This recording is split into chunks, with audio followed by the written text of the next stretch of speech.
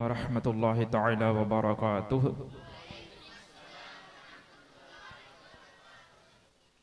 अल्हम्दुलिल्लाह नहमदुहु व नस्तईनुहु व नस्तगफिरुहु व नुअमिनु बिही व नतवक्कलु अलैहि व नऊज़ु बिल्लाहि मिन शुरूरि अनफुसिना व मिन सय्यिआति अअमालिना। मन यहदिहिल्लाहु फला मुज़िल्ल लहु व मन युज़लिलहु फला हादिय लहु।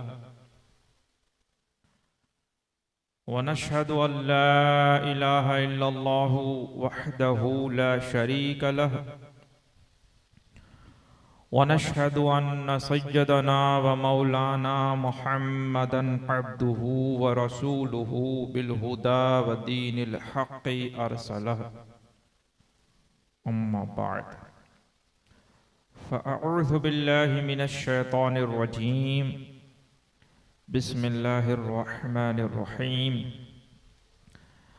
अल्लज़ी खलक़ल मौता वल हयाता लियब्लुवकुम अय्युकुम अहसनु अमला। आमन्तु बिल्लाहि सदक़ल्लाहु मौलानल अज़ीम व बल्लगना रसूलुहुन नबियुल करीम व नहनु अला ज़ालिका लमिनश शाहिदीन वश्शाकिरीन वल हामिदीन वल्हम्दुलिल्लाहि रब्बिल आलमीन। क़ाल अल्लाहु तआला फ़ी शअनि हबीबिहिल करीम फ़िल क़ुरानिल मजीद वल फ़ुरक़ानिल हमीद। इन्नल्लाहा व मलाइकतहु युसल्लूना अलन नबी या अय्युहल्लज़ीना आमनू सल्लु अलैहि व सल्लिमू तस्लीमा। अल्लाहुम्मा सल्लि अला सय्यिदिना व मौलाना मुहम्मदिन मअदनिल जूदि वल करम व आलिहि व बारिक व सल्लिम।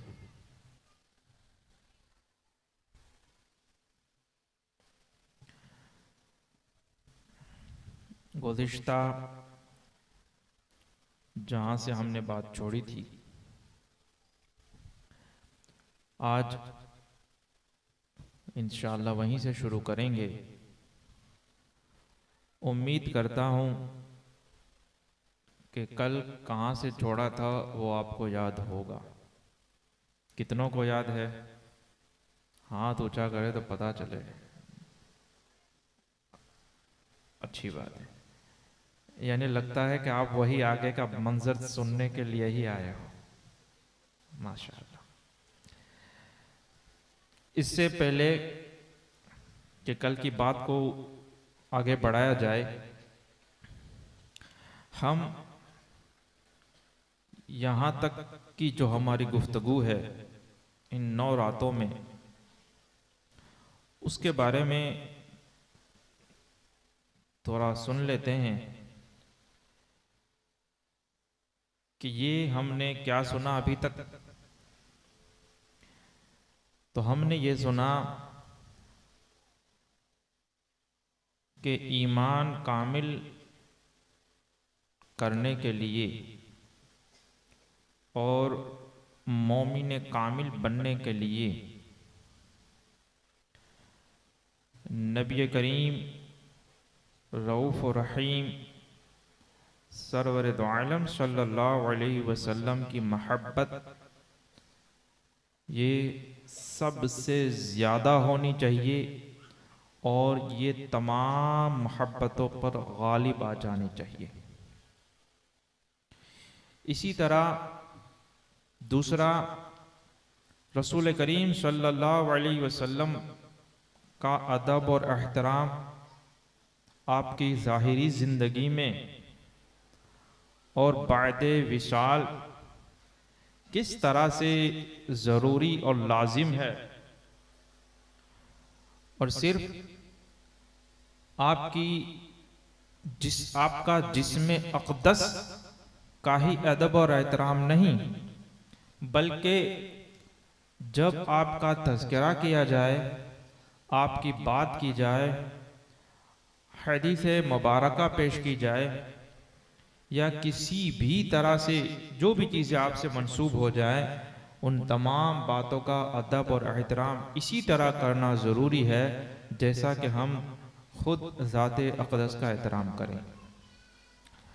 इस सिलसिले में बहुत सारे वाक़यात हमने सुने, सहाबाए किराम के भी सुने और सहाबियात के भी सुने और बच्चों के वाक़यात भी सुने कि वो किस तरह से रसूल पाक सल्लल्लाहु अलैहि वसल्लम से सच्ची मोहब्बत किया करते थे और किस तरह से ये नजराने पेश किया करते थे, अपनी जानों के नजराने।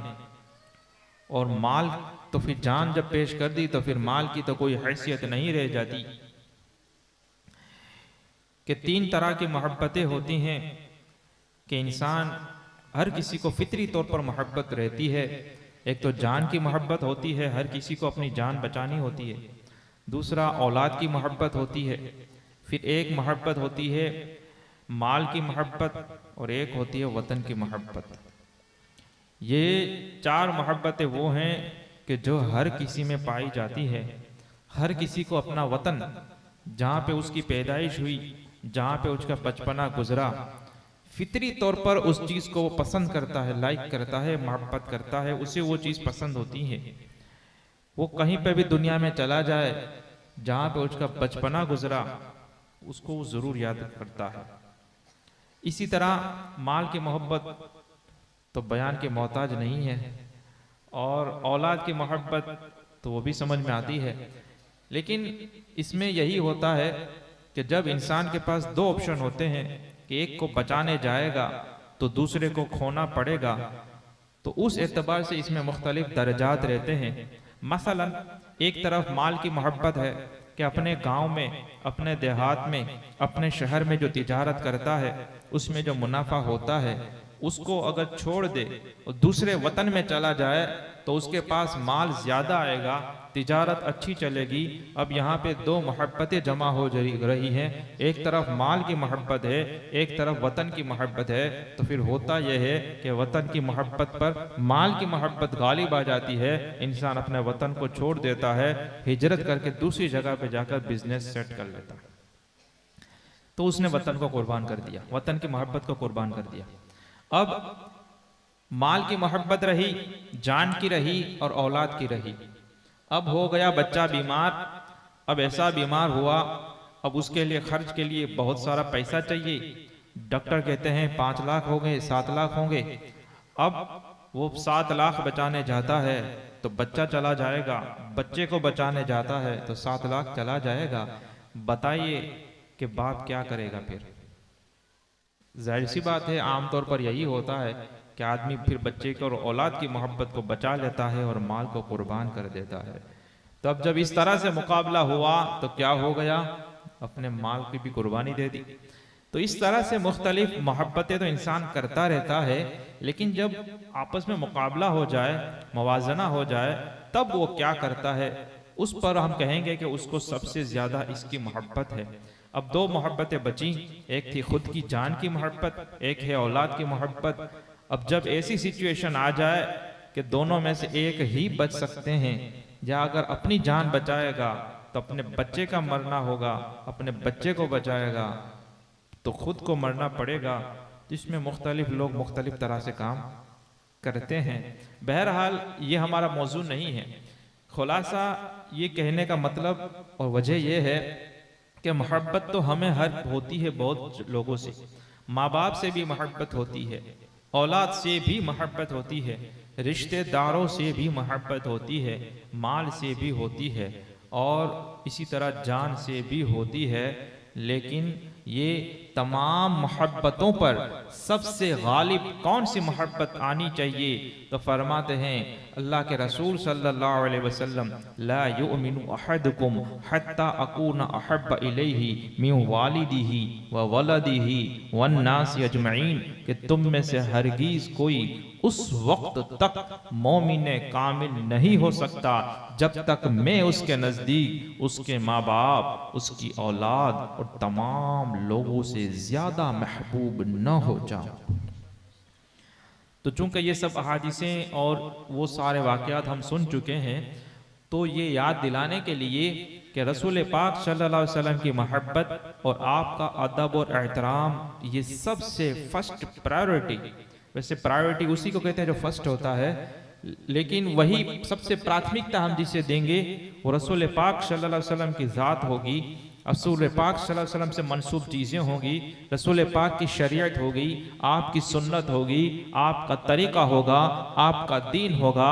अगर आपका दीन बचते हुए, आपकी शरीयत बचते हुए, आपकी सुन्नत बचते हुए दूसरी जितनी मोहब्बत हम कर सकते हैं वो करेंगे, दूसरे जितने काम कर सकते हैं वो करेंगे, लेकिन जब टकराव हो जाए कि दूसरा कुछ करने जाते हैं, यहाँ पे नामूस रिसालत का मसला बन जाता है, जान बचाने जाते हैं, इज्जत मुस्तफ़ा सल्लल्लाहु अलैहि वसल्लम पर आंच आ रही है, अपने माल को बचाने जाएंगे तो शरीयत मुतहरा पर कीचड़ उछाला जाएगा।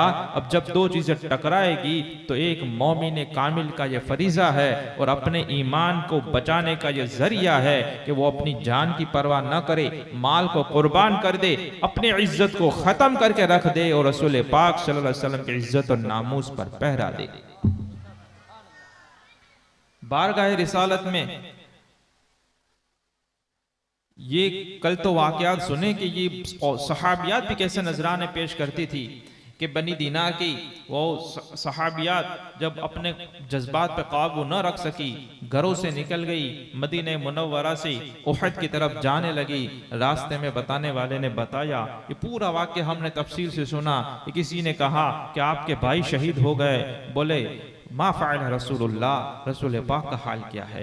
आगे चलकर कहा कि तेरे शोहर का भी इंतकाल, वो भी शहीद हो गए, बाप भी शहीद हो गए, तीन तीन रिश्ते खो जाने के बाद भी उसके ज़बान पे यही बात थी कि रसूलुल्लाह सल्लल्लाहु अलैहि वसल्लम का हाल क्या है। उन्होंने कहा, सहाबा ने खबर दी कि वो तो खैर आफियत से हैं, वो तो सही व सलामत है, और आपकी शहादत की अब खबर ये तो अफवाह ही अफवाह थी, उसमें कोई हकीकत नहीं है। लेकिन उसको दिल मुतमईन नहीं हुआ। आखिरकार जब मैदान में पहुंच गई, उसने कहा अगर सरकार सलामत हैं तो मुझे उनका दीदार करने दो, मैं उनको देखना चाहती हूँ, जब देखूंगी तब मेरे दिल को इत्मीनान हो जाएगा, मेरा दिल मुतमईन हो जाएगा। और देखने के बाद क्या उससे जबान से निकल पड़ा, वो बेसाख्ता रसूल पाक साहिबे लौलाद सल्लल्लाहु अलैहि वसल्लम को देखने के बाद ये पुकार उठी, कुल्लू मुसीबतिन बादका जलल, या रसूल अल्लाह, आप अगर सही सलामत है तो उसके बाद तमाम की तमाम मुसीबतें हैच है, इसके सामने अब कोई मुसीबत की अब कोई परवाह नहीं रही। बाप शहीद, भाई शहीद, शोहर भी शहीद हो गया। अब इससे भी एक अगला वाक्य सुनते चले जाएं और फिर ये दिल को संभाल के बैठें। ये जो इस्लाम जो है वो प्रैक्टिकल मजहब है, ये कथा वार्ता का मजहब नहीं है कि बातें करते जाओ, कहानियां सुनाते जाओ और जो मन में आए उसे करते जाओ। नहीं नहीं नहीं नहीं नहीं नहीं, ये इस तरह से काम नहीं बनने वाला। क्या आप कुरान मजीद को नहीं पढ़ते? सूरह तबारक में आप नहीं पढ़ते? क्या रब तबारक व तआला फरमाता है, अल्लज़ी खलक़ल मौत वल हयात लियब्लुवकुम अय्युकुम अहसनु अमला, कि वो बाबरकत ज़ात है जिसने मौत को और हयात को पैदा फरमाया ताकि वो तुम्हारी आजमाइश करे, तुम्हारी आजमाइश हो, तुम्हारा इम्तिहान हो, तुम्हारी परीक्षा हो, तुम्हारा एग्जामिनेशन हो कि तुम में से कौन बेहतरीन अमल करता है। अमल क्या है? ये डीड्स हैं, ये प्रैक्टिकल चीजें हैं। हमारा सोना और जागना ये अमल है, हमारा खाना और पीना ये एक अमल है, हमारा कमाना और खर्च करना ये एक अमल है, हमारा शोहर या बीवी के साथ रिश्ता ये एक अमल है, हमारा माँ बाप और बच्चों के साथ व्यवहार ये एक अमल है। ये तमाम की तमाम चीज़ें ये अमल चीज़ें हैं, लेकिन हमें पैदा ही इसीलिए किया गया कि हमें ये आजमाया जाए कि उनमें से बेहतरीन और बेस्ट अमल कौन करता है और बेहतरीन और बेस्ट अमल कौन सा है। तो यही रब तबारक व तआला ने जिसने परीक्षा के लिए भेजा, हमें आजमाइश के लिए दुनिया में भेजा, वही फिर इरशाद भी फरमाता है, लक़द कान लकुम फी रसूलिल्लाहि उस्वतुन हसना, कि तुम्हारे लिए रसूलुल्लाह की पैरवी बेहतरीन नमूने अमल है। ये हमारा जवाब, यही हमारा तरीका, यही पास होने की गारंटी और यही पास होने का एकमात्र जरिया। अब यहां तक तो हम ये सब बातें कर चुके हैं। एक वाकयात आखिर में कि जब रसूल करीम सल्लल्लाहु अलैहि वसल्लम अल्लाह के कलीमे को बुलंद करने के लिए तशरीफ ले जा रहे थे और जिहाद फी सबीलिल्लाह के लिए ले जा रहे थे, वो तमाम सहाबा किराम अपने माल और नजराने और कोई सवारी तो इस तरह से वो पेश कर रहे थे। एक खातून आई, एक औरत आई, एक मैं ही नहीं उन पर कुर्बान जमाना है। जहां पे अबू बकर उमर सब कुछ फिदा कर रहे हैं, जहां पर बिलाल और सुहैब सब कुछ को निछावर कर रहे हैं, जहां पे औस और खजरत सब कुछ लुटा रहे हैं, वहां पे औरतें भी पीछे नहीं हैं। रसूल करीम सल्लल्लाहु अलैहि वसल्लम की मोहब्बत में एक औरत आई। तवज्जो है, अगर तवज्जो इतनी आसानी से आपकी भटक जाती है तो फिर ये इश्क और मोहब्बत की बातें आपके काम की नहीं है। याद आए जाना में माअज़ल्लाह हस्ती की खबर, मुर्शिद करीम तो ये फरमाते हैं, याद जाना में माअज़ल्लाह हस्ती की खबर, याद जाना में किसी से आ गई अच्छी नहीं। याद जाना, जान की जब याद हो, महबूब की याद हो, जिससे हम मोहब्बत करते हैं उसकी याद हो, उसमें अपने आप की खबर, अपनी हस्ती की खबर, मुर्शिद फरमाते हैं माअज़ल्लाह, यादे जाना में माअज़ल्लाह हस्ती की खबर। अरे यादे जाना में किसी से आ गई अच्छी नहीं। अगर महबूब की बात हो और आदमी की तवज्जो अगर अपने आप पर भी आ जाए तो ये भी एक तरह की बेअदबी और गुस्ताखी है, और ये इश्क और मोहब्बत में कमी की निशानी है।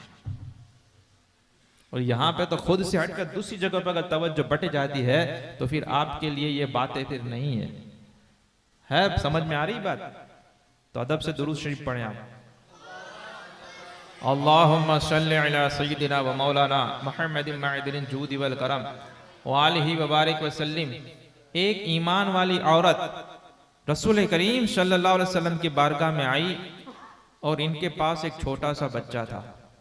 बच्चा छोटा सा 6 माह का समझ लें या 2-3 साल का होगा। अब 6 माह का बच्चा होगा उसके पास था। अब सब लोग सहाबा किराम सब आ रहे हैं और क्या पेश कर रहे हैं, सब कहते हैं रसूल करीम के साथ हम जाएंगे जंग के मैदान में। कोई अपना माल दे रहा है, कोई अपनी सवारियां मुजाहिदीन के लिए दे रहे हैं और खुद सहाबा किराम साथ में हैं। इसी तरह औरतें भी कोई सोना और इस तरह के वो देती रहती हैं अल्लाह की राह में। अब ये खातून आई, छोटा बच्चा दूध पीता, हाजिर खिदमत हुई रसूल पाक सल्लल्लाहु अलैहि वसल्लम की। ये दिल वालों की बातें हैं, अकल वाले तो अकल फेल हो जाती है यहाँ पर। सरकार ने इरशाद फरमाया, क्या मामला है, क्या क्यों तू तशरीफ लाई है, क्यों आई हुई है? कहा या रसूल अल्लाह, हर कोई अपनी अपनी माल जान सब कुछ आपकी बारगाह में कुर्बान कर रहा है। आप जिहाद के लिए तशरीफ ले जा रहे हैं। मेरे शोहर थे वो तो पहले ही शहीद हो गए आपके दीन की खातिर और अल्लाह और उसके रसूल की मोहब्बत में शहीद हो गए। मेरे पास कुछ माल भी नहीं है कि मैं पेश करूं कि या रसूलल्लाह आप ये दिरहम और दिनार ले जाइए और खर्च करें। मेरे पास वो भी नहीं है ना। तो रहमतुल लिल आलमीन ने इरशाद फरमाया, कहना क्या चाहती हो? तुम कहती हो तुम्हारे घर में कोई मर्द नहीं, शहीद हो गए। तुम कहती हो कि तुम्हारे पास माल भी नहीं है। कहा या रसूल अल्लाह, मैं तो एक औरत हूं, वो तो जिहाद में नहीं आ सकती लड़ने के लिए, जंग के लिए तो नहीं आ सकती। उसमें तो एक्सपीरियंस वाला आदमी चाहिए, तंदुरुस्त आदमी चाहिए, कुफारों से मुकाबला रहता है। उल्टा मैं आऊंगी तो आप लोग मेरी हिफाजत में और परेशानी में आ जाएंगे। मेरे पास ये 6 महीने का बच्चा है जो आपकी बारगाह में पेश करने आई हूं। 6 माह का बच्चा क्या काम आ सकता है जिहाद में? औरत काम नहीं आ सकती, सीखी हुई नहीं है लड़ाई, वरना औरतें भी जाती थी, दूसरे काम हुआ करते थे वहां पर। बोले या रसूल अल्लाह, इस बच्चे की ये खूबी है कि अगर उसे कोई चूम लेता है, उसको कोई बोसा देता है, तो उसके सीने से चिमट के लग जाता है। मैं इस 6 माह के दूध पीते बच्चे को आपकी बारगाह में पेश कर रही हूं, जब ऐन अफरा तफरी का आलम हो, हक और बातिल की लड़ाई हो, मोमिन और काफिर का मुकाबला हो रहा हो, दोनों तरफ से तलवारें और नेज़े और तीर दवा दम बरस रहे हो, जब अरूज पर हो, और जब ये हालत हो जाए, आपको सिर्फ यही करना है कि इस बच्चे को आप चूम लेना, बोसा दे देना। वो आपके सीने से ऐसा चिमट के लग जाएगा कि आपकी तरफ आने वाले तीर को ये अपनी पीठ पे ले लेगा और आपकी तरफ उठने वाली तलवारों से ये शहीद हो जाएगा और आपके लिए ढाल की तरह काम करेगा। या रसूल अल्लाह, मेरे पास यही है, इसको कबूल फरमा।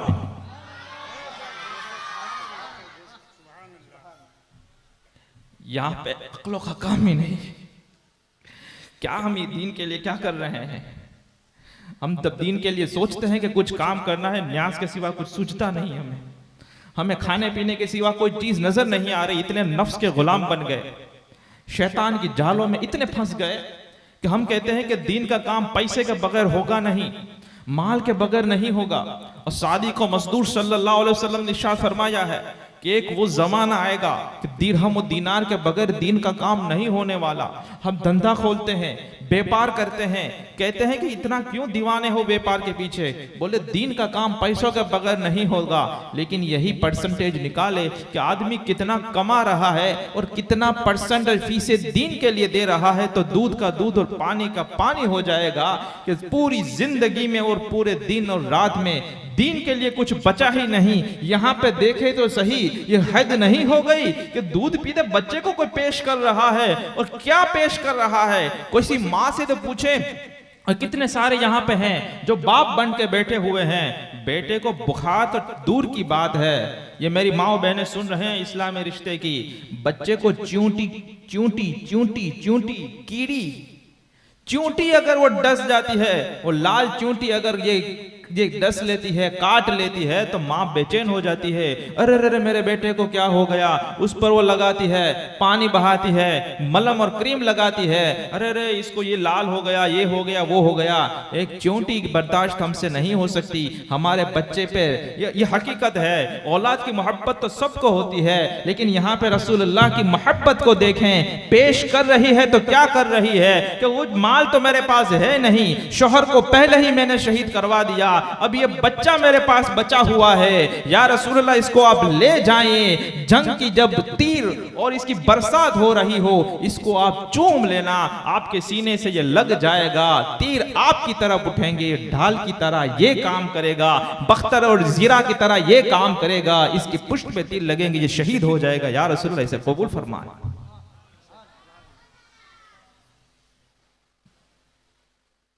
अब क्या बोलूं, समझ में नहीं आता। हुजूर ने इरशाद फरमाया कि तुम्हारा जज्बा तो सही है, और रहमतुल लिल आलमीन थे। अब मुझे वो पूरी रिवायत अभी याद नहीं है कि फिर वो रोने का कुछ वाकया जिक्र है कि नहीं है, लेकिन इसमें यह था कि फिर सरकार ने फरमाया कि इसको आप दूध पिलाओ, इसको बड़ा कराओ, इसको इस्लाम की तालीम दो, और ये जवान हो जाए तब उसको दीन इस्लाम के काम में लगा देना, इसको आप बढ़ाओ। और ये होते थे नजराने। तो जैसे उन्होंने जान पेश की थी, हाँ तो उन्हें उनको जान उन्हें फेर दी नमाज, पर वो तो कर चुके थे जो करनी बशर की है। तो वो अलग बात है कि फिर वहां से जवाब क्या मिला, किस तरह से उसको समझाया गया, लेकिन इनके जज्बात का इजहार तो देखे।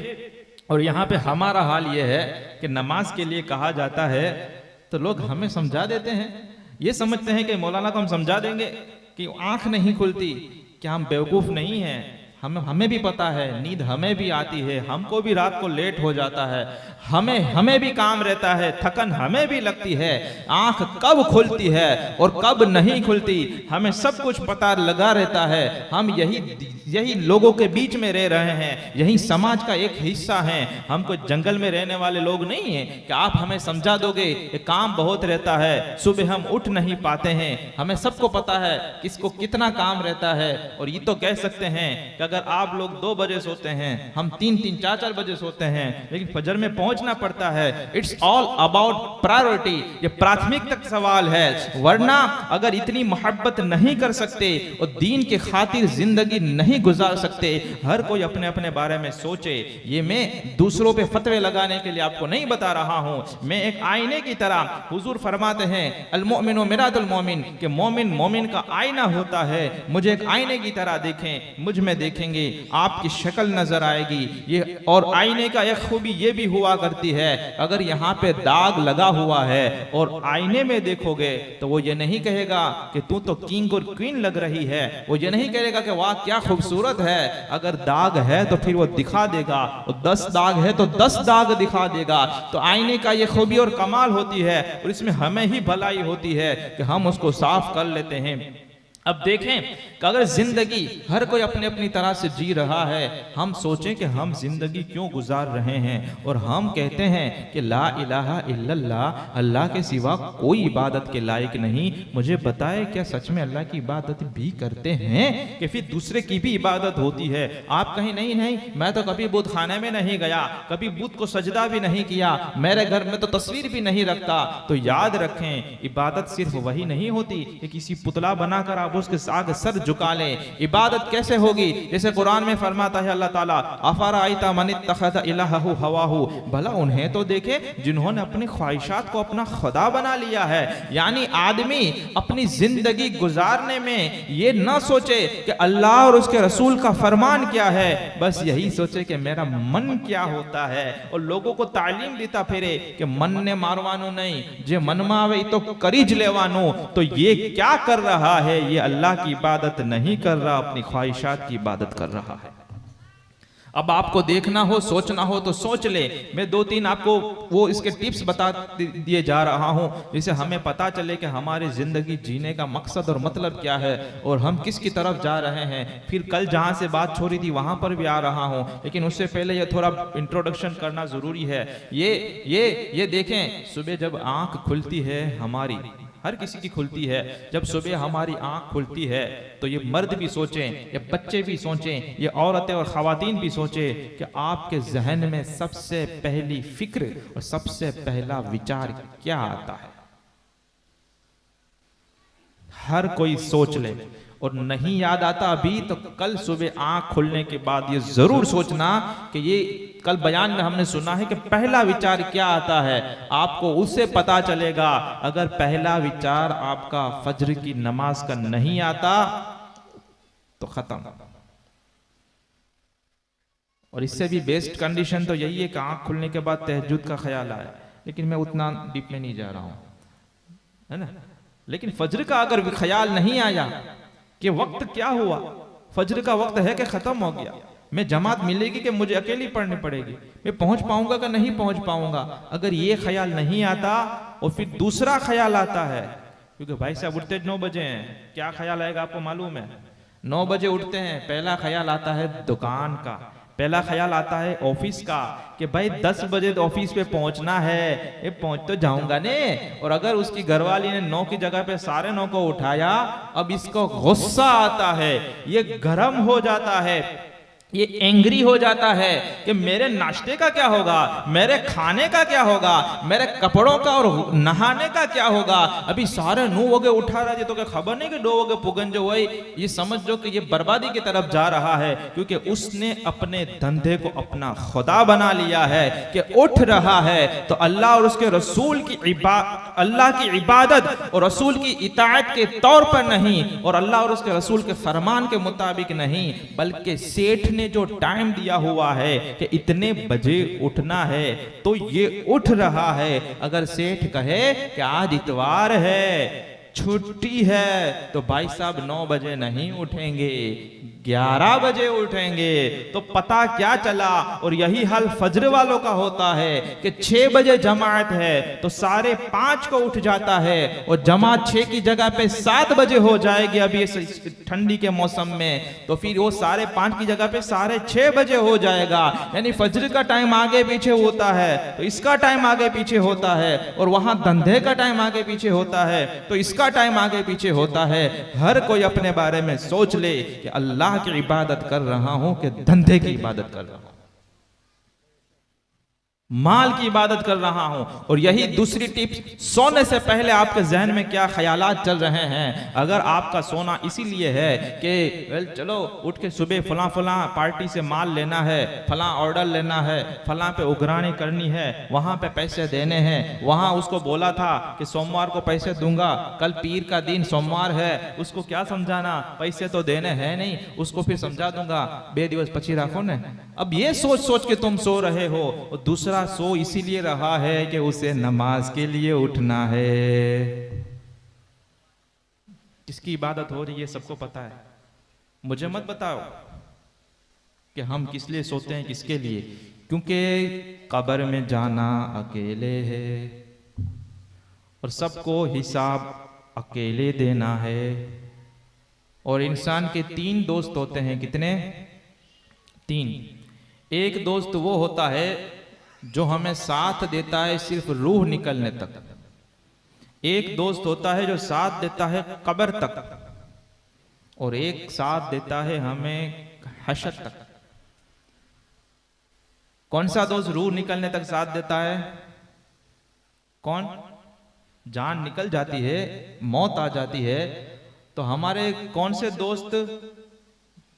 वो है पैसा। सबसे पहला साथ यही छोड़ता है, जिसके लिए पूरी जिंदगी निकाली कि वो पैसा मिल गया खपन, पैसों हो ही नहीं तो कम थे। याद रखो, पैसे से बहुत कुछ हो सकता है, पैसे से बहुत कुछ हो सकता है, सब कुछ नहीं हो सकता। बहुत कुछ हो सकता है, सब कुछ नहीं हो सकता।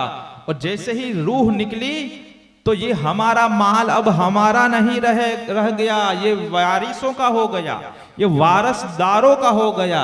यहां तक उलमाए किराम बैठे हुए, उनसे आप मसला पूछें कि जो शख्स मरजुल मौत में हो, ऐसी मोहलिक बीमारी में हो कि अब इसे मौत आ जाएगी, यानी ऐसी कंडीशन है कि अब इसी बीमारी में वो मर जाएगा, उसके पास 1 करोड़ रुपया है और वो कहता है कि अब तो मैं मर जाऊंगा, अब तो मैं चला गया, अब कोई उम्मीद नहीं रही, जिसे मरजुल मौत कहते हैं। और वो फटाफट वकील को बुलाए, बोले वसीयत लिखनी है मुझे, और उलमा को, गवाहों को बुलाए और कहे कि मैंने अपना सारा माल सदका और खैरात कर दिया, मैं दारुल उलूम ज़हीर शाह में दे देना चाहता हूं, अब यतीम बच्चों की ये इल्मी इस तरबियत में इसको खर्च करना चाहता हूं। और किसी भी आलिम से, मुफ्ती से आप पूछ ले, अब मरजुल मौत में है, खुद का ही माल है, मेहनत से कमाया, हलाल का पैसा है, तमाम डॉक्यूमेंट इसके पास, दस्तखत उसके पास, किसी का कोई नहीं है, किसी का कोई दूसरे का हक नहीं है, लेकिन चूंकि अब मरने वाला है, मरजुल मौत में है, शरीयत उसके तसर्रुफ को रोक देगी।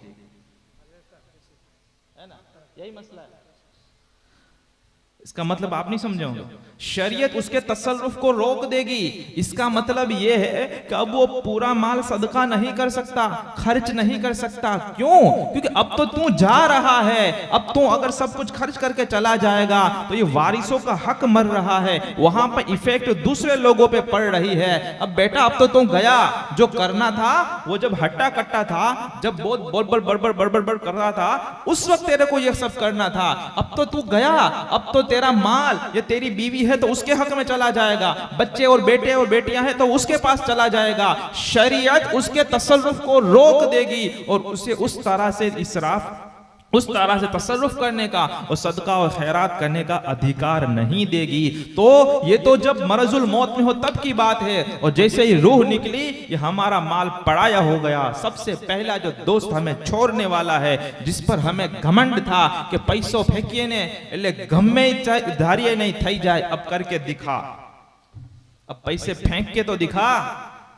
नहीं, कुछ नहीं हो सकता भाई, कुछ नहीं हो सकता, अब तुझसे कुछ भी नहीं हो सकता। अब ये बात हो गई, अब ये पैसे दोस्तों ने, ये इस दोस्त ने हमें साथ छोड़ दिया। अब दूसरे दोस्तों की बारी, जो हमें गुस्ल देते हैं, हमें कफन देते हैं, कब्र खोदते हैं, वहां तक पहुंचा देते हैं, लेकिन कब्र को छोड़कर चले जाते हैं। जो यही जो हमारे आसपास होते हैं, जो नमाज का और जमात का वक्त होता है तो कहता है कि हमारा चाय पीना हमारा फ्री थी जाए 5 मिनट नो का, अब जमात तुम्हारी चली गई। सुबह कहते हो कि भाई मुझे उठना है, जल्दी सोने दे, अरे जराक पर बेस तो खरी उठाए जैसे। अब वो करते करते जो ये लोग कहते हैं कि काई काम हो तो के जो, अब उससे बताओ कि काम है आ कब्र में, सगा बेटा भी नहीं आएगा।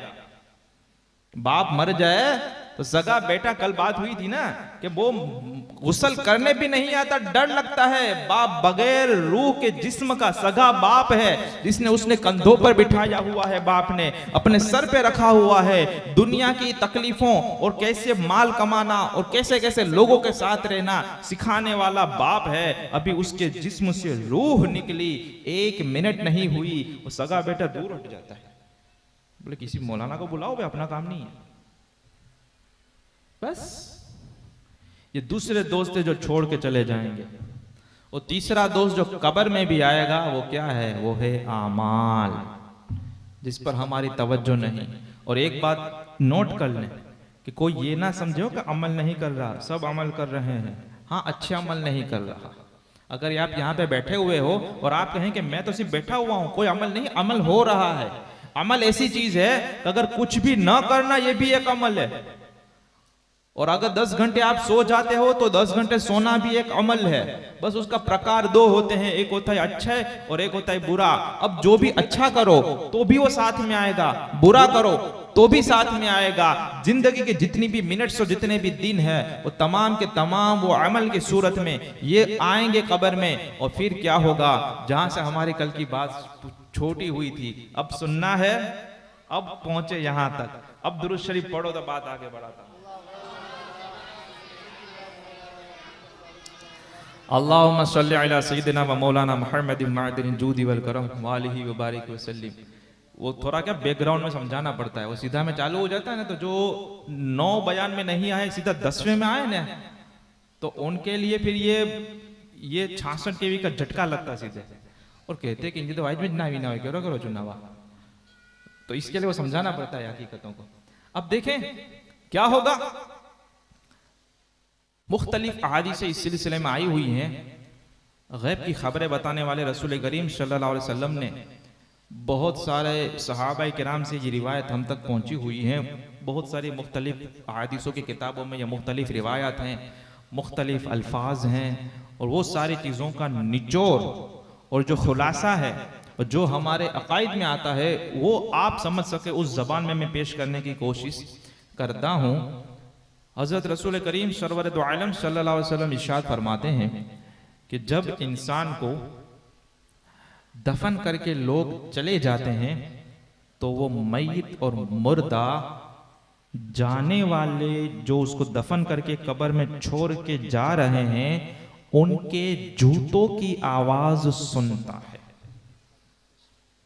वो चले जाते हैं जो अभी तक कहते थे काई काम हुई तो के जो वो चले गए, जिसके लिए हमने शादी में डीजे बजाया और खूब डांस किया।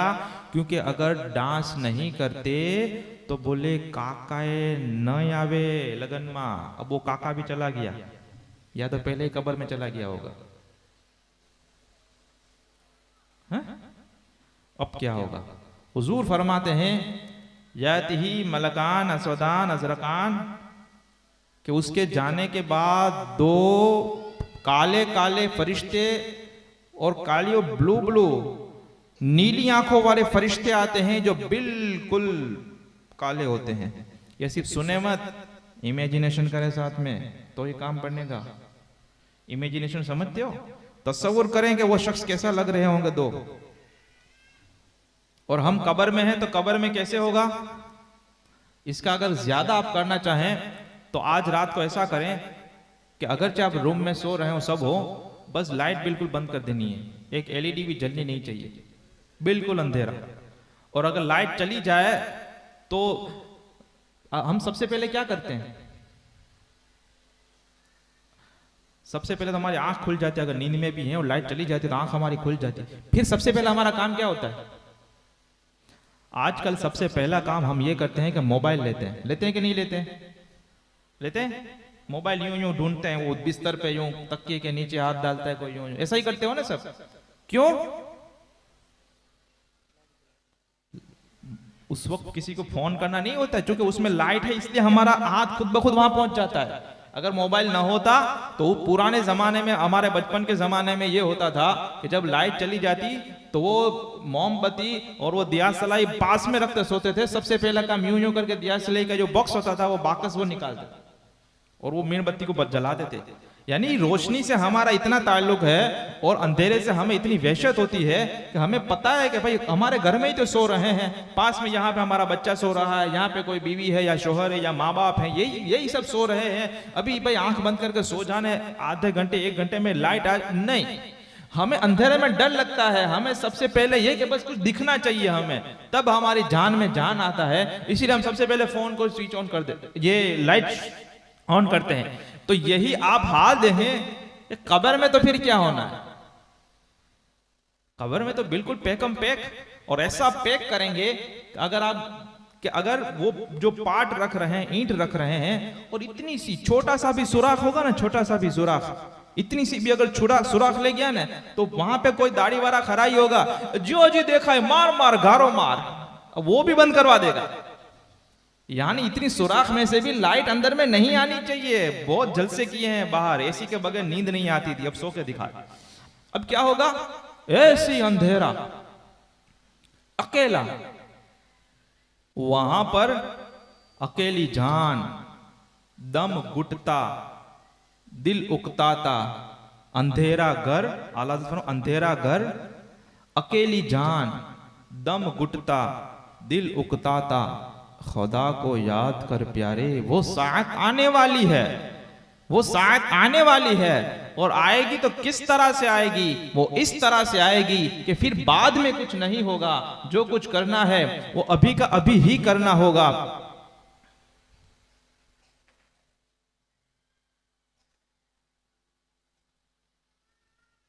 अब क्या होना है? 2 फरिश्ते बिल्कुल ब्लैक काले काले, और ये काले काले की आंखों कैसी हैं? नीली, ब्लू, कॉम्बिनेशन ही खतरनाक है। और वो भी देग की तरह, शोला जन, भड़का शोला, और उसके बाल इतने लंबे लंबे के वो पांव कदम तक हैं, और उसके दांत, किसी के दांत सिर्फ थोड़े से बड़े होते हैं ना, सिर्फ होंठते, तो बदनुमा लगता है। और इन फरिश्तों के दांत तो कई हाथ लंबे होंगे, और ऐसे लंबे होंगे कि वो दांतों से कब्र की दीवार को चीरते चीरते आएंगे। और फिर आने के बाद क्या करेंगे? मुर्दे को झिड़क कर, झिंझोर कर उठाएंगे। मैयत जो पड़ी होगी, यानी कौन सी मैयत, किसकी मैयत? अपनी तस्वुर करो ना भाई, क्यों बाप दादा के पीछे पड़े हो? उनका तो जो होना था हो गया। अपनी बारे में सोचो कि कैसे उठाएंगे। चल मेरा वेरा उठ जा, ऑफिस का टाइम हो गया, ऐसे नहीं उठाएंगे। ये झिड़क कर और झंझोड़ कर उठाएंगे और उसे बिठाएंगे, और फिर निहायती करख्त गरजदार आवाज में, हमारे यहाँ बिजली, ये जो बारिश के मौसम में ये कड़ाके भड़ाके होते हैं ना, तो हमको डर लगने लगता है कि पता नहीं क्या क्या हो जाएगा। वो इस तरह से उठाएंगे। अब वो सीन तो देखे, अंधेरा कब्र है, कोई बचाने वाला नहीं, कोई बोरखान वाला नहीं, कोई साथी, और खड़े हैं मुनकर नकीर से पर, न कोई हामी न कोई यावर, बचा लो आकर मेरे पैगंबर के सख्त मुश्किल जवाब में है। वहां पे जो काम आने वाला है वो वही शख्सियत है जिसके बारे में हम अभी तक बातें कर रहे थे, और यही समझाने के लिए कब्र का मौजू लिया है इसमें। तो अब देखें कि ये फरिश्ते आएंगे। सबसे पहला सवाल होगा मन दीनों का। अगर मरने वाला मोमिन है तो वो कहेगा कि सबसे पहला सवाल होगा मन रब्बू का, तेरा रब कौन है? जवाब दे दिया रब्बी अल्लाह, मेरा रब अल्लाह है। तो जवाब हो गया ने? नहीं। फिर दूसरा सवाल, माँ दीनों का, तेरा दीन क्या है? कहने वाला कहेगा दीन इस्लाम, मेरा दीन तो इस्लाम है। अब मुझे बताए, कहने वाला कहता है कि मेरा रब अल्लाह है, जवाब देने वाला दे रहा है कि मेरा दीन इस्लाम है।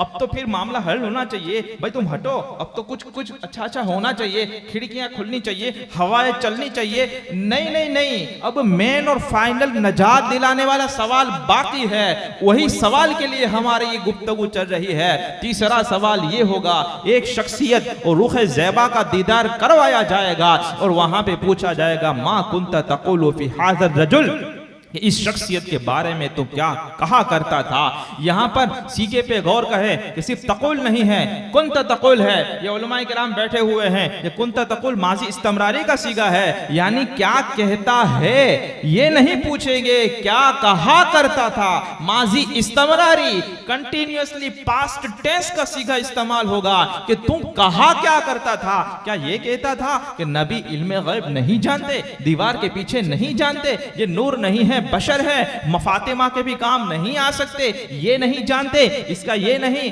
इल्म चौपाई और जानवरों की तरह है। अगर ये कहा करता था या फिर ये कहता था जमीनो जमा तुम्हारे लिए, मकीनो मकान तुम्हारे लिए, चुनीनो चुना तुम्हारे लिए, बने दो जहां तुम्हारे लिए, दहन में ज़बां तुम्हारे लिए, बदन में है जान तुम्हारे लिए, हम आए यहाँ तुम्हारे लिए, उठे भी वहां तुम्हारे लिए, खलीलो नजी मसीह सफी सभी से कहीं कहीं भी बनी ये बेखबरी कि खल्क फिरी कहां से कहां तुम्हारे लिए, न रूह मुबी न अर्श बरी न लौह मुबी, कहीं भी कहीं खबर ही नहीं, जो रमज़ खुली अजल की निहा तुम्हारे लिए। ये कहता था। तो कहा क्या करता था इनके बारे में कि फिर अब दूसरे वो लोग कहें जिसको हम कहते हैं नमाज के बारे में नहीं पढ़ाई जा सकती, दाढ़ी के बारे में खबर है पनी जमान रोए, क्या वो जवाब उनको दे सकोगे? इसका मतलब क्या होता है पता है? जब भी हम शरीयत के कोई मसले की बात करते हैं, कोई सुन्नत की बात करते हैं, तो हमारे ये बेचारे जो अपने आप को भोला भाला कहते हैं और कहते हैं कि हम तो गुनहगार हैं, गुनहगार हम भी गुनहगार, हम तो गुनहगार के सरदार हैं। लेकिन बात यह है कि गुनहगार होना अलग बात है, लेकिन वही गुनाह के साथ के कब्र में जाना है। क्या अभी भी तौबा नहीं करनी है? क्या अभी भी सुधरना नहीं है? गुनहगार तो होता है, इंसान गुनाह हो ही जाता है। बल्कि फरमाते हैं, अब ये हदीस मुझे नहीं सुनानी है, मसला बन जाएगा, लेकिन ये क्या इंसान गुनहगार तो जरूर होता है, लेकिन अच्छा गुनहगार वो होता है कि जो गुनाह के बाद तौबा कर ले, सुधर जाए, संवर जाए, कब्र में जाए तो निजात का जरिया कुछ न कुछ बन जाए। तो ये जो जब मसला बयान करते हैं, दीन की बात बयान करते हैं, पाबंदी शरीयत की बात करते हैं, तो ये कहते हैं तो ये तो पहले के जमाने की बात है, अब तो माहौल ऐसा हो गया है ना, अब तो लोग ऐसा हो गया है ना, अब तो ये ऐसा हो गया है ना, अब तो ये लोगों के साथ रहना पड़ता है। कभी हम मसला बयान करते हैं कि इस मेले में नहीं जा सकते, वहां पे नहीं जा सकते, इस तरह से ये घूम घूम के तुम ये बूतों की पूजा नहीं कर सकते वगैरह वगैरह, कुफ्र हो जाते।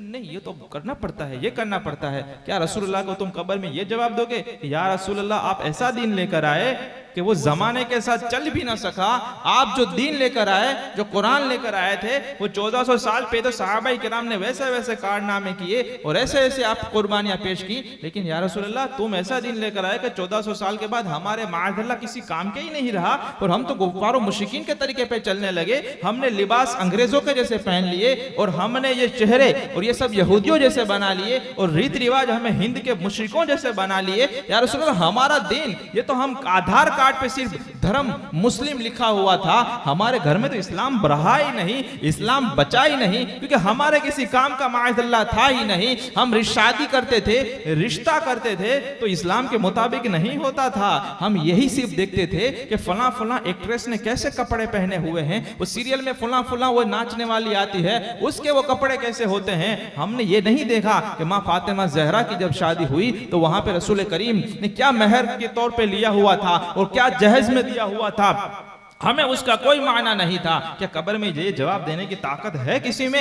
है ही नहीं, वो तो बोल ही नहीं सकेगा वहां पे तो बोलती ही बंद हो जाने वाली है। बड़बर तो सब यहाँ पर होता है, वहां पे तो वैसे भी जवाब नहीं देने वाला, लेकिन उन फरिश्तों के पास एक लोहे का हथौड़ा होगा। हुजूर फरमाते हैं कि अगर वो लोहे का हथौड़ा वो तैयारी में होंगे, अगर वो जवाब ना दे तो वो एक हथौड़ा ऐसा मारेंगे कि वो अगर पहाड़ पे मारा जाए तो पहाड़ बिल्कुल रेजा हो जाए, वो तैयार बैठे होंगे। जैसे ही जवाब में आगे पीछे हुआ हुआ और जैसे एक हथौड़ा मारेंगे पूरी आग, कब्र को आग से भड़का दी जाएगी। तैयारी इसके लिए करनी है। हम मकान लेते हैं तो वो लाइटिंग का बंदोबस्त करते हैं कि नहीं करते हैं? क्योंकि मकान में जब रहने जाना है तो हम वहां पे लाइटिंग भी देखते हैं, पानी की व्यवस्था को भी देखते हैं, बिस्तर और बिछोने को भी देखते हैं, क्योंकि वहां पे रहना है। मुझे बताया कब्र में किसको नहीं जाना। हाँ, अल्लाह से बात कर ली, वो परवाना लिख कर आया हो कि इस आदमी को कयामत डायरेक्ट, वैसे तो भी मुश्किल है, क्योंकि कयामत वह तब आएगी जब अल्लाह अल्लाह कहने वाला कोई नहीं होगा। जब तक मोमिन रहेंगे कयामत ही नहीं आएगी। तो मरना तो पड़ेगा, मरेंगे तो कब्र में जाना पड़ेगा, कब्र में जाओगे तो मसाइल सब होंगे। और ये कब्र यही नहीं मसला कि सिर्फ कब्र में जाएगा उसी से सवाल होगा।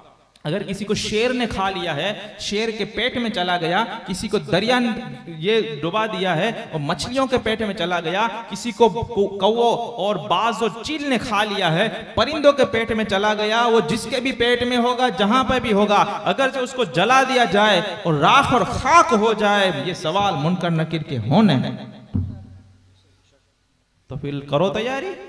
जब बच्चों को बताया जाए, एक बच्चा था रो रहा था, बच्चा रो रहा था, बाप ने देखा, बोले बेटा इतना क्यों रो रहा है? बोले मेरा इम्तिहान है। उस्ताद साहब ने कहा था कि पीर मंडे के दिन ये तुम्हारी टेस्ट ली जाएगी, वीकली टेस्ट ली जाएगी। आज इतवार की रात हो गई है, मेरी अभी तक कोई तैयारी नहीं हुई, इसको तो मुझे रोना आ गया है कि सुबह में पेपर में टेस्ट में क्या लिखूंगा। सुन के बाप भी रोने लगा। अकल तो होनी चाहिए नहीं कि रोना है।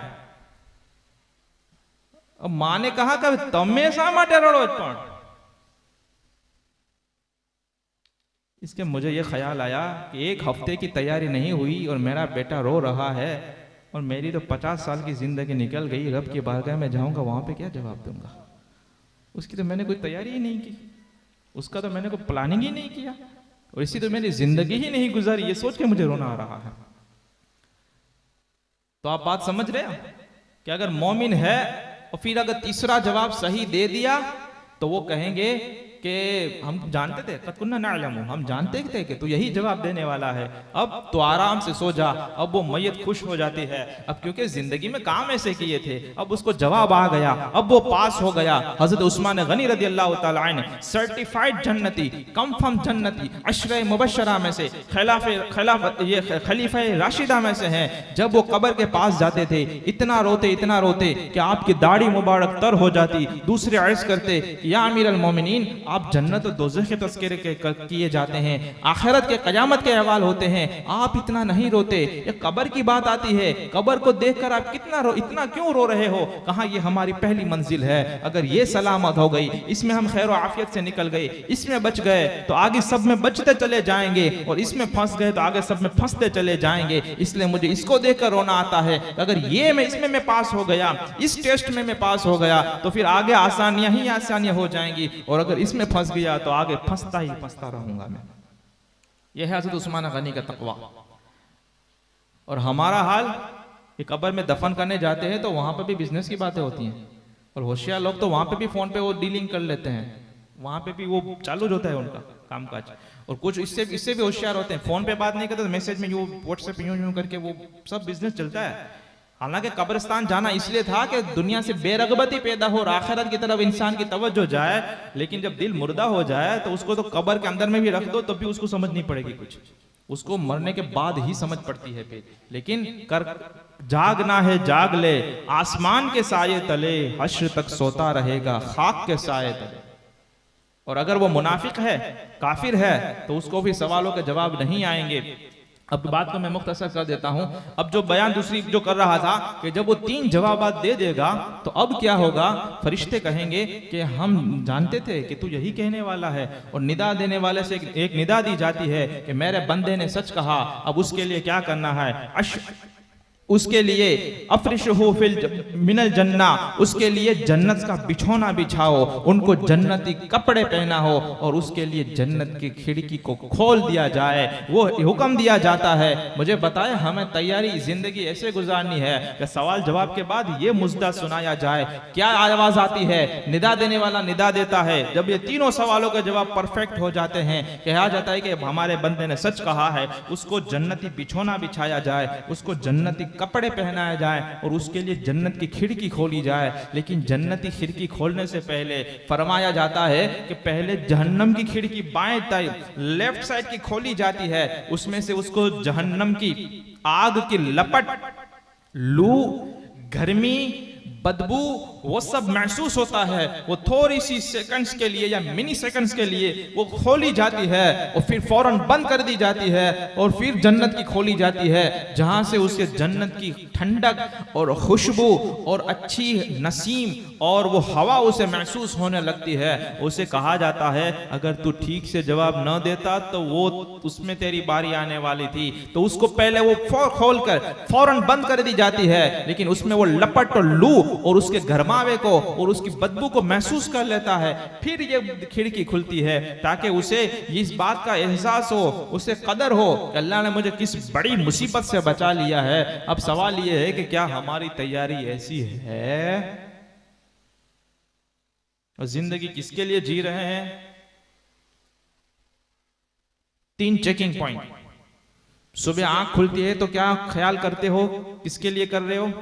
रात को सोने से पहले क्या ख्यालात तुम्हारे जहन में चलते हैं? तीसरा है नमाज में तुम्हें किसके ख्याल आते हैं? नमाज के लिए खड़े हो जाओ, दिल जिसके पीछे जाए समझ जाओ कि हमारी जिंदगी उसी के पीछे लगी हुई है। अगर अल्लाह अकबर रब की बारगाह में हाजिर होकर किया और जहां दुकान के थड़े पर है, पैसे दिख रहे हैं, घर के काम दिख रहे हैं और इधर उधर की बातें घूम रही हैं, सहेलियां घूम रही हैं, तो समझ जाओ कि ये फिर हम इसीलिए जिंदगी है। तो फिर क्या होगा? तो फिर उल्टा हो जाएगा। जब जवाबात उसको नहीं आएंगे तो यहाँ पर उसको वो खिड़की खोल दी जाएगी और वो कहेगा हा हा ला आदरी, हा हा, हर जवाब में यही कहता रहेगा कि मैं नहीं जानता, नहीं जानता। सरकार का चेहरा दिखाया जाएगा तो वहां पे भी ये जवाब नहीं दे पाएगा और वो यही कहेगा कि कुन्तु समीता यक़ुलूना शयअन कुन्तु अक़ुल। कहेगा कहाँ लोगों से कुछ सुनता था मैं, कुछ कहते थे कि इनके बारे में कि ये कोई है, तो मैं भी कह लेता था, दिल से नहीं माना था, तो फंस गया। और जो सच्चा होगा तो वो कहेगा कि हादा रसूलुल्लाह, ये तो अल्लाह के रसूल है, हुवा अब्दुहु व रसूलुहु, वो अल्लाह के बंदे और उसके रसूल हैं। और फिर कलमा भी पढ़ेगा अशहदु अल्ला इलाहा इल्लल्लाह व अशहदु अन्ना मुहम्मदन अब्दुहु व रसूलुहु। फरिश्ते कहेंगे कैफ तदरी, तूने कैसे पहचान लिया, कैफ तू कैसे पहचान गया कि ये रसूलुल्लाह है? वो तो वो कहेगा क़राअतुल किताब, कि मैंने अल्लाह की किताब को पढ़ी और आमनतु बिही व सद्दक़, मैंने उस पर ईमान भी लाया और रसूलुल्लाह की तस्दीक भी की, इसलिए मैं पहचान गया कि आने वाले, मैं तो इनके इंतजार में था। और कहीं उस शख्स तो वो है कि वो ये कहते हैं कि कब्र में जो सरकार आए तो मैं कदमों में गिरूं, अगर फरिश्ते भी उठाएं तो उनसे मैं ये करूं अब तो पाए ना से ए फरिश्तों में क्यों उठूं, मर के पहुंचा हूं यहां इस दिल रुबा के वास्ते। और आला हज़रत फरमाते हैं कि जान दे दो वायदा दीदार पर। ये वादा हुआ ना कि मर जाओगे, कब्र में जाओगे तो रसूलुल्लाह का दीदार होगा। आला हज़रत फरमाते हैं ये ऐसा वादा है कि उस पर तुम्हारी जान दे दो तुम मर ही जाओ। तो ये क्या है? तो जान दे दो वायदा दीदार पर नकद अपना दाम हो ही जाएगा। ये ऐसा सौदा है कि उसमें उधारी नहीं होगी, ये रोकड़े का सौदा है कि यहाँ पे तुमने जान दी, ये गुसल कफन दफन हुआ, 2-4 घंटे में कब्र में पहुंचे, वहां पे दीदार रसूल हो गया, तुम्हारा सौदा रोकड़ा हो गया। जान दे दो वायदे दीदार पर नकद अपना दाम हो ही जाएगा।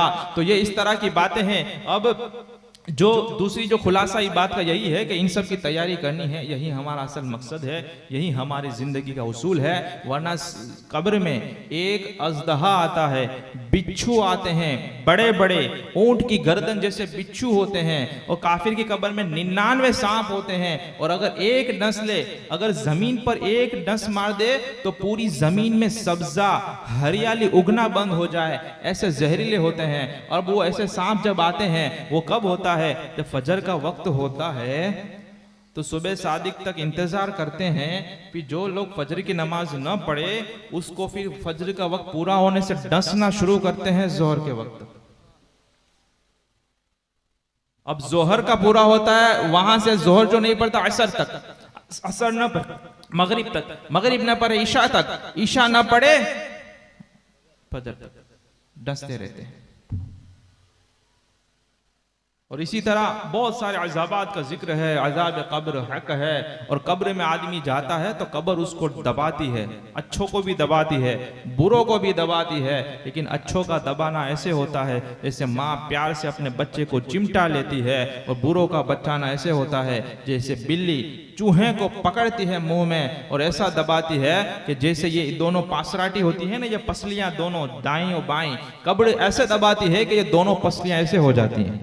यहाँ की फसलें यहाँ पे आ जाती है, यहाँ की फसलें यहाँ पे आ जाती है। वहाँ पे अगर तुम्हारा धंधा बचा सकता है तो बचा के दिखाओ, यहाँ पे तुम्हारा पैसा बचा सकता है तो पैसा के दिखाओ। तुम्हारे कॉन्टेक्ट और खान और लोग जो तुमको आओ आओ बैठो बैठो करते हैं, वो अगर बचा सकते हैं तो वो बचा के दिखाओ। वहाँ पे कोई बचाने वाला नहीं है, वहाँ पे बचाने वाला कोई जात है, और वहाँ पे जिसके जवाब से नजात मिलने वाली है तो वो क्या है? वो यही है कि जो फिर मुजदा सुनाया जाएगा, नम कन्नौमतिल उरूस, तू ऐसे सो जैसे कि दूल्हा सोता है।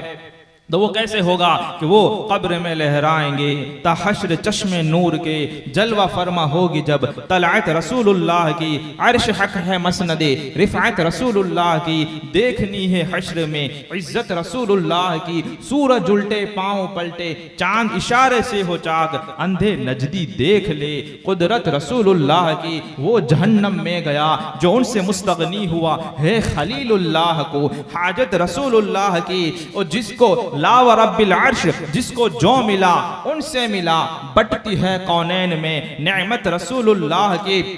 और खुल जाएंगे फौरन गुनाहगारों के कैद बंद, हश्र को खुल जाएगी ताकत रसूलुल्लाह की। ए रज़ा खुद साहिब कुरान है, मद्दा है हुजूर, तुझसे कब मुमकिन है फिर मिदहत रसूलुल्लाह की। तो बस एक ही उसूल, अपनी ख्वाहिशात एक तरफ, अपनी पसंद की एक तरफ, रिश्तेदार सब एक तरफ, दोस्त अहबाब एक तरफ, और सब डंके की चोट पे बोलो, मेरे साथ मिलकर बोलो, इन्हें जाना इन्हें माना, इन्हें जाना इन्हें माना, इन्हें जाना।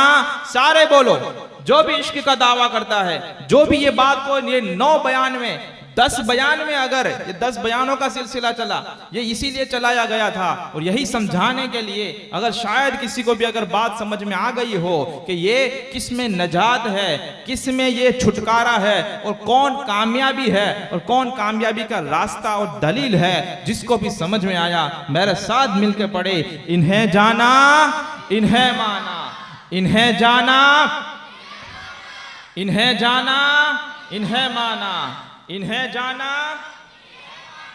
इन्हें जाना। दूसरों का क्या करना है? बोले इन्हें जाना इन्हें माना, न रखा गैर से काम, लिल्लाहिल हम्द में दुनिया से मुसलमान गया। अब आखिरी बात तमाम के लिए, क्योंकि तलबा तशरीफ फरमा है कि कब्र में जो जिनका जिस्म सलामत रहेगा उसके ताल्लुक से, कई वो भी लोग होंगे जिसके जिस्म को कुछ भी नहीं होगा, कब्र की मिट्टी उस जिस्म को नहीं खिला सकती, खाएगी। 1000 साल के बाद भी उसके जिस्म को निकालोगे तो जिस्म भी सलामत, कफन भी सलामत। वो कौन से शख्सियात हैं, वो कौन से लोग हैं? 8 तरह के लोग हैं।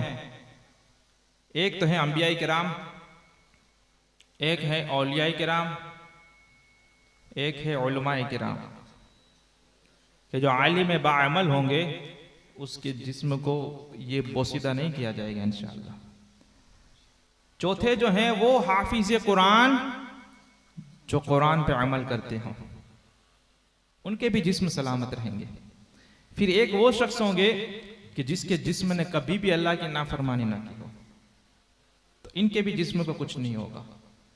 फिर एक होंगे शहीद, जो अल्लाह की राह में शहीद हुए, उनके जिस्म भी सलामत रहेंगे। एक है वो जो अपने दिन और रात के अक्सर औकात दुरूद शरीफ पढ़ते रहते हैं, अक्सर वक्त इनका दुरूद शरीफ पढ़ने में गुजरता है, इनके जिस्म भी सलामत रहेंगे। तो यहां पर हम सोचें कि हम किसके लिए आए थे।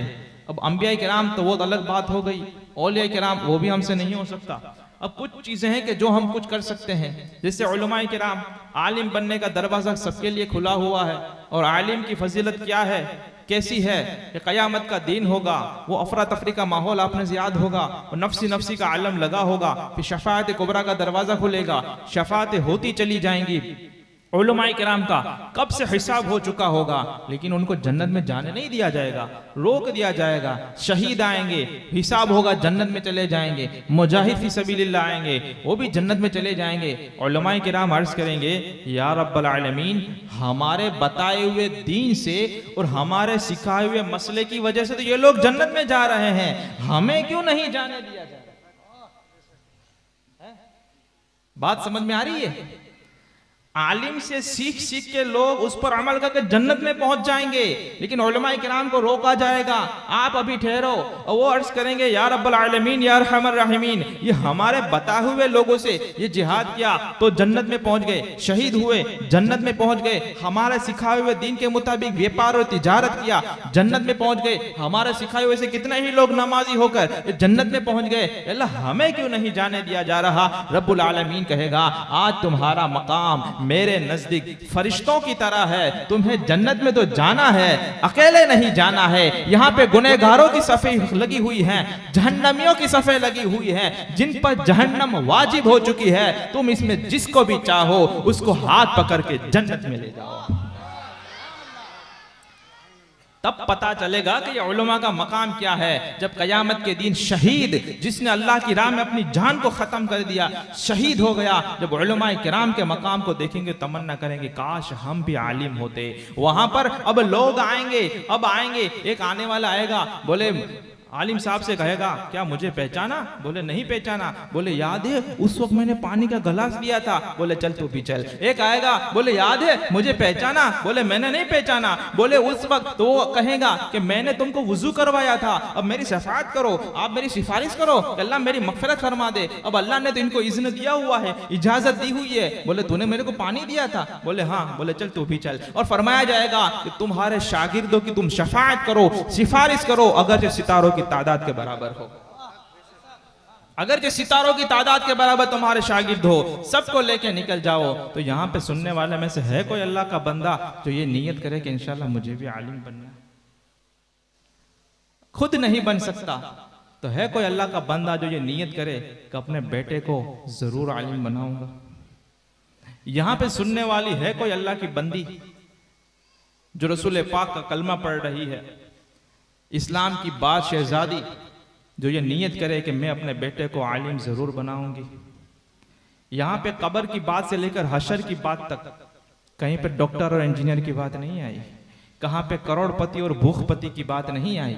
वहाँ पे जो भी बातें आ रही हैं, इल्म ही की और अमल ही की बातें आ रही हैं। अगर आप चाहते हो और क़यामत के दिन जो कुरान का अमल करने वाला होगा, बहुत ही प्यारी बात, माँ बाप के लिए कुरान का अमल करने वाला होगा, तो उसके बाप को, माँ को भी और उसके बाप को भी ऐसा ताज पहनाया जाएगा कि वो मशरिक और मगरिब में ऐसे वो उसमें हीरे होंगे ऐसे चमक वाले कि वो पूर्व और पश्चिम को रोशन कर देंगे। लोग कहेंगे ये कितना अजमत वाले लोग हैं, ये कौन से लोग हैं, क्या ये औलियाए किराम है, अल्लाह के वली हैं, ऐसा जबरदस्त ताज इनके सरों पर है? बोले नहीं नहीं। तो बोले इनकी खूबी क्या है, ये क्या शहीद हैं? बोले शहीद भी नहीं, नबी भी नहीं, वली भी नहीं, आलिम भी नहीं। तो बोले इनकी ये कैसी फजीलत है कि अल्लाह ने इतना इज्जत दी हुई है, मर्द भी है औरत भी है। बोले ये वो दोनों माँ बाप हैं और इनका बेटा जो था वो आलिम बा अमल था, उसकी वजह से कुरान पर अमल करने वाला था, उसकी वजह से उनके माँ बाप को वो इज्जत दी गई है। तो जिसके माँ बाप को इतनी इज्जत दी जा रही हो, उसको खुद को कितनी इज्जत दी से नवाजा जाएगा। तो चाहिए कि यहाँ पे सुनने वालों में से जो भी साहिब औलाद हैं, अपना बेहतरीन और जिसका दिमाग बहुत तेज हो, होशियार बच्चे के ताल्लुक से ये नियत करे कि मैं अपने बच्चे या बच्ची को आलिम जरूर बनाऊंगा और बच्चे और बच्ची को आलिम जरूर बनाऊंगी। इसमें बनाऊंगी बहुत काम करता है। अगर ये कहे ना कि मेरे को बनाना है तो फिर उसको भी बनवाना पड़ता है। तो अगर कोई माँ ये नियत करे कि मैं भी अपने बच्चे को आलिम बनाऊंगी, तो इंशाअल्लाह तबारक व तआला कैसे बनाना है, उसके स्टेप्स क्या हैं, कैसे बनाया जा सकता है, कब से बनाना है, कैसे पढ़ाना है, तो वो तो इंशाअल्लाह फिर बाद में देख लेंगे। फिर एक मरतबा इरादा करके तो देखो, उठ बांध कमर क्या डरता है, फिर देख खुदा क्या करता है। इंशाअल्लाह अल्लाह ताला मुझे और आपको इन बातों पर अमल करने की तौफीक अता फरमाए, सच्ची इताअत मुस्तफ़ा और सच्चा इश्क रसूल हमें नसीब फरमाए। कहने सुनने समझाने में किसी भी तरह से गलती हो अल्लाह ताला मुझे माफ़ फरमाए। मैं तौबा भी करता हूँ, रुजू भी करता हूँ। अस्तग़फिरुल्लाह ली व लकुम व लिसाइरिल मोमिनीन वल मोमिनात। अशहदु अल्ला इलाहा इल्लल्लाह व अशहदु